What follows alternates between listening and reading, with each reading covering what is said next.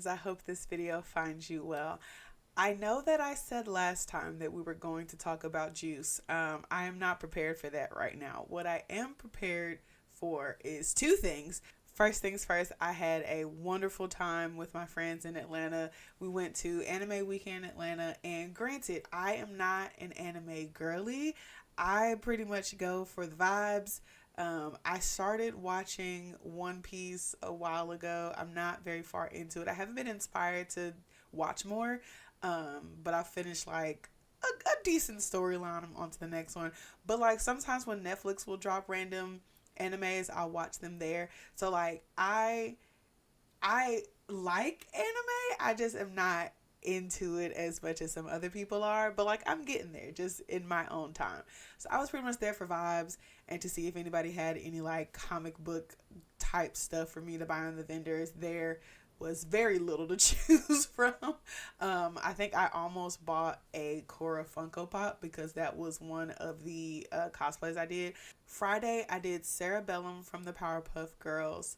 Saturday, I did Raven from Teen Titans, which was a crowd favorite. I was very excited. I was very nervous about that one because that one is a whole lot of thigh, and I am a very like buttoned up, like kind of girly. So that one was a little bit out of my comfort zone, but everyone liked it. So like it helped me to like calm down and just enjoy the outfit. Sorry, I just realized my lights weren't on. And then Sunday, I did Korra from Legend of Korra. And I think I did a really good job. I actually had to make the skirt from hand. Like, I bought a whole outfit online. And I even, like, looked at the measurements. And I was like, okay, cool. Like, this is what will fit me. But I did not look at the material. And that's really important. You got to look at the material because the material will let you know if there is stretch or not. And I have very big thighs. And there was no stretch. So I had to get new pants. I had to buy a different shirt, but I ended up still wearing the shirt that came with it because it had like the white stripe on it from Korra's thing. And I was like, that's what I really wanted. So like, I was a little constricted, like, you know, breathing. Who's that girl? I made the skirt from hand because the skirt just like was not going to go. And honestly, I was very proud of myself. It's not the best that I probably could have done, but like for my first piece that like I'm making by hand that I did not sew because I was like, I'm not about to do all these individual stitches by no.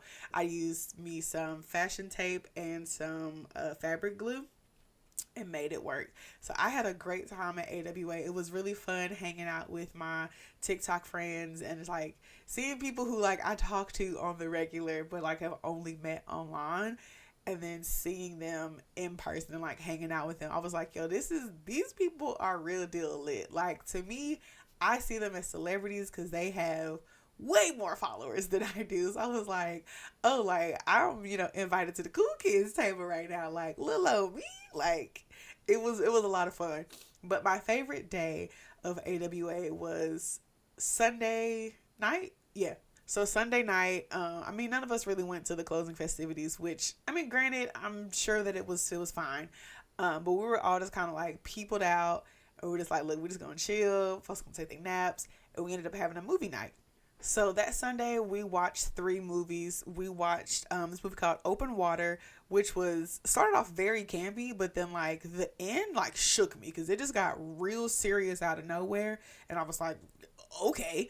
And then we watched Adrift, which was really good. Like I liked the way that they had the kind of going back and forth between the time that was actually happening and the time in the past where the couple was like falling in love, and then the twist, like I don't know how I didn't see it coming, but like sometimes I just get really into movies and like all like let me theorize goes completely out of my head. But the movie that I want to talk to y'all about right now is the movie Impossible. Okay, let me read y'all the tagline for Impossible. Okay, so Impossible is the story of a tourist family in Thailand caught in the destruction and chaotic aftermath of the 2004 Indian Ocean tsunami. So this is a true story of survival. So because there's a difference between based on a true story and a true story, because like if something is based on a true story, sometimes they add their own like embellishments to it to like, you know, make it more cinematic. But then there's a true story, which is like, here's what happened. And This movie is so good. Like, I just went into it, like, I didn't really know what to expect because I had never seen this movie before. I didn't know what it was about. Like, one of the girls who was in the group was like, hey, let's watch all these movies. And like, it all just had a theme of disasters in the water. And we were like, is everything okay? But this movie was so good and I really wanted to talk about it. So it stars a baby Tom Holland, and just know that I called him Spider-Man the entire time. We start the movie with the family getting to Thailand, and they're just kind of like, settling in. Everybody's doing their own little thing of being like, oh, like we're on vacation and now how cool is this? Blah, blah, blah. They decide to go down to the pool. And so the dad is in the pool with the two youngest kids.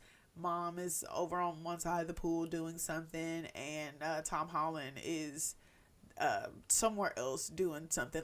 But they're all like in the pool area. And so we see like the bartender is like making some like drinks or whatever. And it's so funny because like when I was watching the movie, I was like, yo, this blender is mad loud. Why is the blender so loud? It was so that you would notice when the blender stopped working. So all of a sudden, all of the power just like is done. And she's like, flipping the little switch on the blender, like, what's going on? Why is the blender not working? And so we like cut back over to the family, and like we look up at the sky, and like all of like the animals, like the birds are just like flying in the opposite direction, because like the animals be like, hey, yo, it's getting real. It's time to get out of here. And the people are all just like, what's going on? This is crazy. And then so we see that like it's a giant wall of water is coming towards the resort where they're staying. And Tom Holland is just standing there. And we're just like, Spider-Man, you need to move. Like, are your spidey senses not tingling? Like, we were like, bro, like, you gotta get somewhere. And so he's just like standing there, like, just dumbfounded at this wall of water coming in. I feel like the mom says something, trying to get his attention, and then he like screams for either his mom or his dad. I don't remember. He just like screams. And so the dad has like the two little ones in his arms, and he like hunkers down like under the water. The wall of water like smashes into Tom Holland, and like throws him into the pool. The water like smashes into the mom, but like we don't fully see all of this. We just kind of see that like there is an impact. And so we go a little bit forward and we find the mom first, and then she is kind of like the water is still running, and she is like trying to like get her bearings together in the water, and then she sees Tom Holland, and he's like, trying to get it together. So like they're able to find like a mattress, and like they're trying to climb on the mattress, but then like the mattress gets like hit by a tree, and they both come off the mattress. So they're trying to like get together of like, oh, like how do we get here? Like, we got to get out of this water. We got to get to somewhere safe. So they finally get somewhere safe, and they're able to start like walking around, like piece themselves back together. The mom's shirt had ripped. Tom Holland's like, hey, you got a little something going on right there. You should probably fix that up real quick.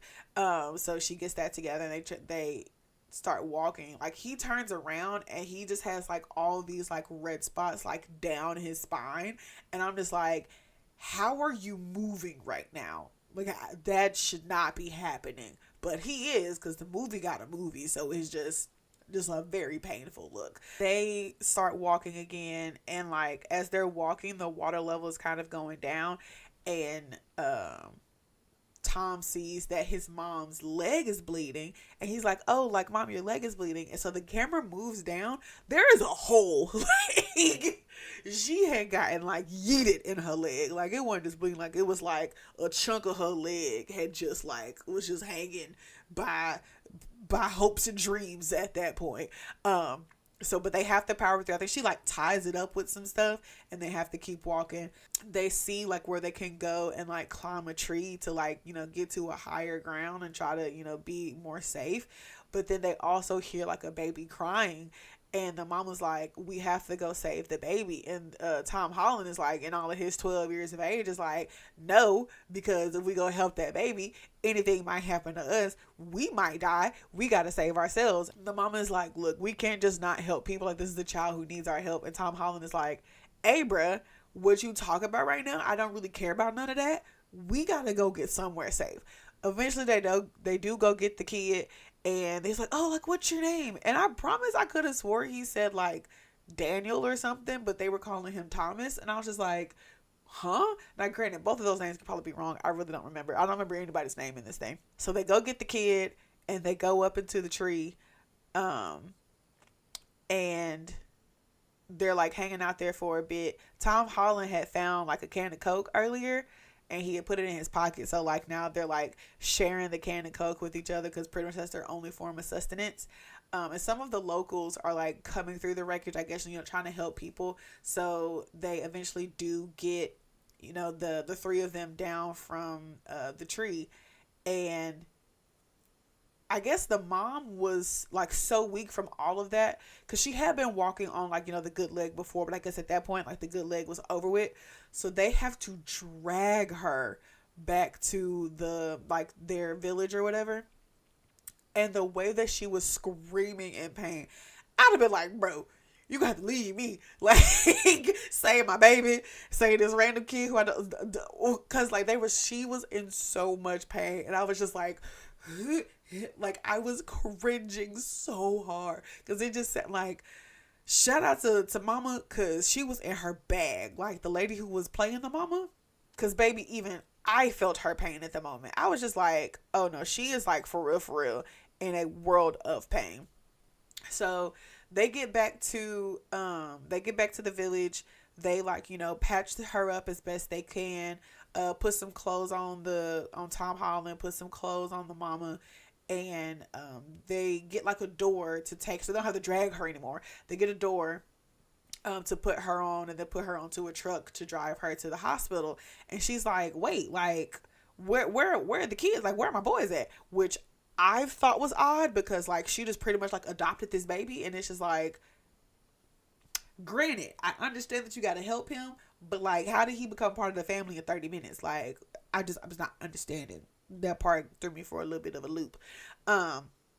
So they get in the truck, and of course they're like, none of these roads are paved, so they're hitting every bump along the way, and she is in so much pain. So they get to a hospital. They check her in, and she is in very bad shape, like real bad shape. And so they get her back to the area, get her signed in or whatever. Well, not signed in, but, like, they take note of who she is so they can keep up with what's going on. And pretty much the mom sends Tom Holland off and is like, hey, like, go help other people, because essentially, like, there's no point in him sitting there and watching her be in pain. Personally, I thought that she was sending him away because she knew that she was very close to dying. But she was like, go help some other people, like, because you're pretty much in really good shape. So, go find something to do, essentially. So he's running around, and as an English speaker, he's able to, like, hear people, like, looking for other people. So people are, like, starting to tell him names of, like, oh, like, I need you to find my daughter. I need you to find my son. Like, I got separated from my, like, so he's, like, taking down names and going around and finding people. So he actually does. He is able to reunite one father and son, and I just thought that was so sweet, because it was like, okay, cool, like, there is still some hope in this terrible tragedy. So he goes back to his mom's bed, and the lady beside them, like, pretty much hasn't said anything the whole time she's been there. And so the mom is trying to, like, talk to her and being like, hey, like, what's your name? Do you have any family? Yada yada. And she's not saying nothing. All of a sudden, this lady just starts coughing, like, hacking up a lung. And we were like, okay. And so she's, like, coughing. She starts coughing up what I thought was blood, which probably was some blood, but, like, mixed with other stuff. And she just, like, coughing so hard. And then all of a sudden, the mama starts coughing. And it's like, whoa, whoa, whoa, whoa. Cause like we just went to like World War Z out of nowhere. Like, is this a contagion? Like, what's going on? It's like the other lady in the bed, coughing, coughing, coughing, and like essentially like it's some like, I don't know, something. You know how like with the clowns and they have like the like never ending like ribbon that comes out of their sleeve? That's what it looked like, but it was coming out of her throat. So then the mom and the same thing starts happening. So like both of them get that out, and it's like you really got to think about it, like how they had been like tossed and turned, and that water from the tsunami like hitting them. Like it ain't no telling what matter of things got into their lungs and whatnot. So like, yes, cool, get it out, sounds great. When the mom like sent Tom back out and was like, hey, like, you know, go be helpful, Tom was like, don't leave, like don't go nowhere. Like I can't lose you. And she's like, you know, oh, like I'm not going nowhere, like it's fine, it's whatever. And so we flash over to the dad. So up until this point, we didn't know what had happened to the other, like, you know, the other half of the family. All we had seen so far was the mom and Tom Holland. So we had pretty much been thinking that daddy was dead. So we go over to the dad's point of view, and he was essentially like still at the resort, and he had kind of like bunkered up like on the roof of the resort, you know, like high ground, with some other people, and like he had put the two youngest with some of the people there and was like, hey, like I'm gonna go, you know, look for my wife and my other child, and he like wasn't necessarily having any luck finding them. They're able to secure transportation to like get them to like, I guess like into the city and like into hospitals and whatnot. So this transportation is secured, and so the dad sees this guy talking on his phone, and he's like, oh, like, you know, would I be able to use your phone to call my family? Like I haven't been able to talk to anybody, nobody knows what's happening, like can I call my family to let them know that I'm okay? And the dude's like, everybody needs to call somebody. Like I'm saving the battery for a phone call. The phone's about to die. No, you can't use my phone. And he's like, you're an ass, but okay. And like goes on his way. Still trying to like find, he's trying to like figure out a plan so that he can find the rest of his family. And so he ends up leaving the two youngest with this like man and woman he had met within the group, and it's like, hey, you know, take care of them, you know, take them with you to, you know, the next destination. I'm going to join you, but I need to try to find my family. So he goes off and does some stuff, isn't successful in finding the family, and then he comes back to where the people had like transitioned to, and he's like, where are my kids? And the lady was like, I don't know, like they just took all the kids, they wouldn't tell us what was going on, like I'm so sorry. And I'm just like, it's giving human trafficking. Like what in the world is happening? Because like legitimately all of the kids were all on this like one truck together, and so essentially like the middle child was being told like, you're in charge of the younger one. And it's just like, this little boy is like 7, like maybe 6, and being like told, like, okay, like watch out for your 4-year-old little brother. Like what? And like the middle kid, rightfully so, was like, I don't want to do this, I ain't never done this before, like I no, come with us. What you doing, Pops? Why you making me a man in the household right now? Like this is your job, I don't want to do this.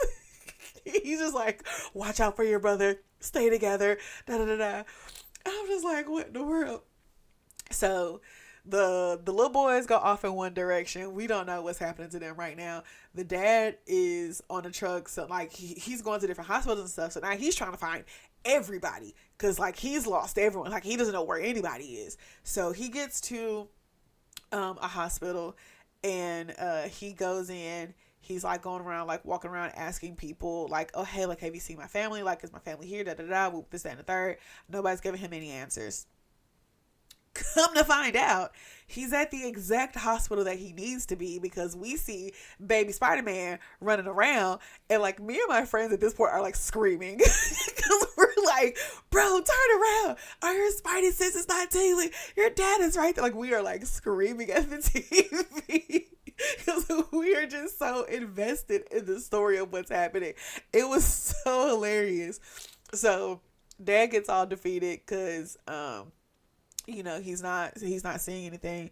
And then there was one point where like the dad was like walking through the hospital, and he stopped like directly in front of the curtain where his wife was. It's like the wife like turns and like looks at the curtain. So of course like it's just a silhouette. Like the mom can only see a silhouette.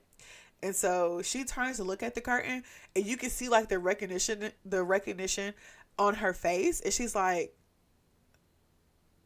she doesn't say anything, which like shout out to the actors in this movie because they were acting their ass off. Like you can look without her saying a word, you knew exactly what was going on in her mind. And I was like, A+ acting right here. That's what's happening. So she turns over, like it kind of registers, but then like he walks away. So then we see some more like Scooby-Doo hijinks. Person coming down this hallway, the other person comes down the other hallway. They keep missing each other, and then Tom is like inside the hospital, and he like looks out and he recognizes his dad's shorts. And so with that, like he's like, Dad! Like screaming for his dad. But my thing was like, there's so many dads. Like I remember when I was younger and I would be trying to call for my mama, and I would just say like, Mama. Like it's so many mamas in the world. And I was like, Tom, like call his real name. Like you just screaming dad at the top of your lungs. Like it ain't 500 other daddies in this hospital. Like this man, you are old enough where you know this man's real name. Call his name. So he's running, trying to catch his dad outside. Dad and I already got back in the truck, and they're just like, hey, sorry. Like, oh, I skipped a major part. So when the dad first got back to where the people were, and like he didn't know where his sons were, and he was trying to figure everything out, one of the other guys lets him use his cell phone. And so he calls his family back in whatever part of England they're from, I don't know. He calls his dad and he's like, hey, I'm okay. I was with the two younger ones. I don't know where the mom and Tom Holland are. But other people need to use his phone. Like, so I have to get off like right now. Da, da, da. And he hangs up, and everybody's looking at him like, cause he's like breaking down crying at this point. Cause like he's talked to his family, and like now he's realizing like how shitty of a situation this is. And he's just like this is horrible. And so everybody's watching him, and the dude whose phone it is like, hey bruh, you can't just leave the conversation like that. Like there was zero hope in that conversation. You need to call him back and have a like say I love you and like some shit. So he calls back and he's like, hey, like I'm not gonna stop until I find them. I'm gonna find them. I'll give you a call back as soon as I can. Love you, all that good stuff. And so the dad, finishes his phone call. We get some more exposition about the people who are, sitting around with us. The guy who didn't want to give him his phone earlier looks like he had like the biggest slice of humble pie, because he's looking like, dang, like I was a terrible person earlier. Like, yeah, you were. And so the person whose phone he was able to use, was kind of giving his story about how his wife and daughter had went to the pool, went to the beach. They went to the beach, and she had left a note on the bed that was like, hey, we're at the beach. And like that was the last time he saw, like he didn't even get to see them and like say goodbye, because like maybe, I don't know, he was like changing clothes, went to go do something. And so he's looking for his wife. So keep that in mind. So anyway, okay, back to Tom Holland and his dad doing Scooby-Doo hijinks in the hospital. So the dad is back in the truck. They're about to go to the next hospital. And Tom Holland is like outside, like looking for his dad.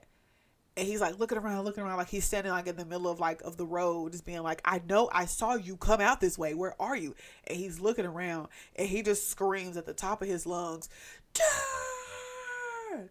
And his brother, so like the oldest brother, like recognizes his voice immediately, which is baffling to me, because I feel like this kind of situation, it would be so loud. But like, it's a movie. They've got a movie. Okay, cool.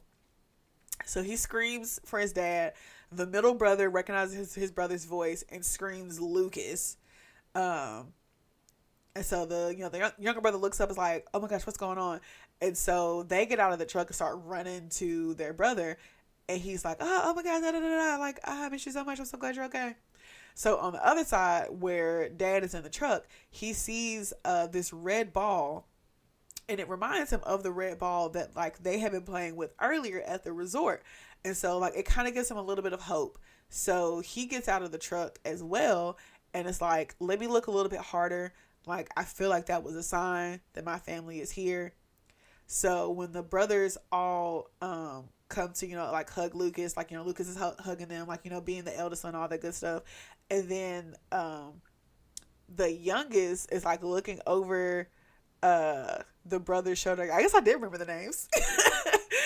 And so the youngest is looking over Tom Holland's shoulder and sees his dad walking up. So he screams, "Dad!" They all, go up there, have a little family reunion. It's all cute and whatever. So Tom Holland takes them to the mom because a part that I kind of skipped over, but like Tom Holland had came back at one point, and the mom had went to surgery, but like Tom wasn't there when they took her back to surgery, so like he didn't know what happened. So like for all he knew, she was dead. Like she was just gone, and they were trying to put somebody else on the little the cot area, and he was like, "No, what are you doing? This is my mom." Like, I have terrible British accent, and he was like, "This is my mom's spot. Like, you can't put him here. Like, where's my mama at? Where's my mama?" So they have like the woman who can speak English like talk to him, and she ends up taking him to like the little kids area, blah blah, all that stuff. So the family gets reunited, and like they're waiting with them, and they're able to, I guess, finally get in touch with someone. So I guess whoever he called back home was able to call someone there and be like, "Hey, like, we're gonna fly you to like this other place and like get you like, top of the line care. We're gonna fly you private." And it's just like, it's so crazy what money can do, because all these people in this hospital need help, but it's like, let me take these 5 white people because they have more money than everybody else. I'm gonna take y'all to the front of the line, and y'all gonna get all the help y'all need. Like, okay. And so, as they are leaving, like they're on the plane getting ready to leave, and like the mom like looks at her arm. So like, the mom's name was Maria, but they had written like Muriel something something on her arm, and I was like, that's odd that they like mispronounce. Like, that's worse than Starbucks, kind of like, messing up somebody's name. And then the dad at the same time like opens up the letter that he had gotten from the person who was helping him, where he had like wrote his family's names on it. And I'm not gonna lie, like I was already misty at this point, so I didn't fully see, but I believe that the name that was on the front that he was looking for was Muriel, and he opened it up and it said, "We're at the beach."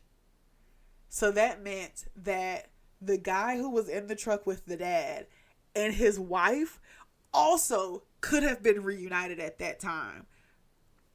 And it's not even like oh, they just didn't care enough to try, but it was just the fact of like saying that so many things were happening, and like so much was going on all at once, and so many people had been torn apart from their families, that they were not able to help them in that moment. So we, our headcanon was, the families were able to put themselves back together. They found a way to find each other, like, and everything worked out, because one of the people who I was watching with were like, "Oh no, like they just never got reunited." And I was like, no. We are all anime nerds here. Like, we know that our own personal headcanon can be whatever we want it to be, and we want our headcanon to be that somehow this couple got back to each other and they're living happily ever after. Like, don't do that to me. But yeah, that was a quick rundown of Impossible. This movie came out in 2012. So when I say a baby Tom Holland, like, he wasn't a baby, but he was a baby. Like, it's 11 years ago. but it's such a good movie. I had so much fun. It has an 82% on Rotten Tomatoes and a 7.5 on IMDb. But like honestly, like just go and watch it for yourself. It's such a fun movie. I had a blast watching it. Like I for sure recommend you watch it. But yeah, so that is that. I'm gonna go get ready for the rest of the day. As you can see, I'm already trying to melt my lace right now. Um, but yeah, I hope you all have a great rest of your day. I hope you all have a great weekend and be safe out here in these streets because these streets ain't safe. Okay, bye.